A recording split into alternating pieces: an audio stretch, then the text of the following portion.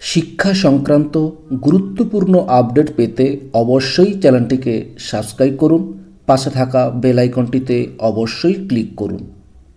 নমস্কার, আমি শুভেন্দু। আমার ছোট্ট চ্যানেলে আপনাকে স্বাগত।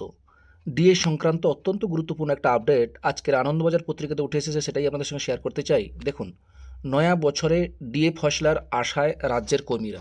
দেখুন, নতুন বছরে রাজ্য সরকারের কর্মচারীরা নতুন করে আশায় বুক বাঁধছেন। গত জুলাই মাসের পর থেকে আর সুপ্রিম কোর্টে রাজ্য সরকারি কর্মচারীদের মহার্ঘ ভাতা বা ডিএ নিয়ে মামলার শুনানি হয়নি। নতুন বছরের গোড়াতেই আগামী সপ্তাহে সুপ্রিম কোর্টে মহার্ঘ ভাতা নিয়ে মামলার শুনানি হওয়ার কথা। রাজ্য সরকারি কর্মচারীরা আশা করেছেন ডিএ মামলার ফয়সলার দিকে এগোতে পারে। শীতকালীন ছুটির পরে 6ই জানুয়ারি সুপ্রিম কোর্ট খুলছে। 7ই জানুয়ারি বিচারপতি ঋষিকেশ রায়ের বেঞ্চে ডিএ শুনানি হওয়ার কথা।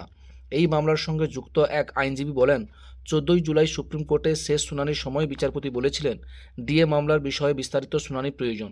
সেই কারণেই মামলা 6 মাস পরে অর্থাৎ 2025-এ 7ই জানুয়ারি নির্ধারিত করা হয়। বর্তমানে রাজ্য সরকারি কর্মচারীরা 14% হারে ডিএ পাচ্ছেন। কেন্দ্রীয় সরকারি কর্মীদের ডিএর হার 53%।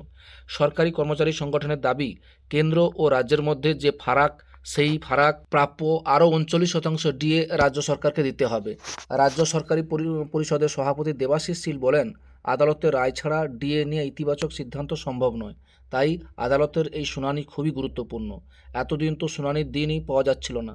কনফেডারেশন অফ স্টেট গভর্নমেন্ট এমপ্লয়িজের সাধারণ সম্পাদক মলয় মুখোপাধ্যায়ের কথায় এবার অন্তত শুনানির দিন ধার্য হয়েছে। গোটা কর্মচারী মহল সেই দিনটার অপেক্ষায় রয়েছেন। অনেকখানি ডিএ বকেয়া। 2022 সালের মে মাসে কলকাতা হাইকোর্টে রাজ্য সরকারি কর্মচারীদের বকেয়া মহার্ঘ ভাতা মিটিয়ে দেওয়ার নির্দেশ দেওয়ায় তাকে চ্যালেঞ্জ জানিয়ে রাজ্য সুপ্রিম কোর্টে মামলা করেছিল। রাজ্যের বক্তব্য ছিল, ওই হারে ডিএ দিতে হলে কোষাগারে বিপুল আর্থিক চাপ পড়বে। মামলা চলাকালীন রাজ্য কয়েক দফায় মহার্ঘ ভাতা বাড়িয়েছে। যেমন গত বছর বড়দিনে উদ্বোধনী অনুষ্ঠানে 4% ডিএ ঘোষিত হয়েছিল, যা কার্যকর হয়েছিল 2024-এর 1 জানুয়ারি থেকে। বছরের মাঝামাঝি সময়ে বাজেট অধিবেশনে আরও 4% ঘোষণা হয়।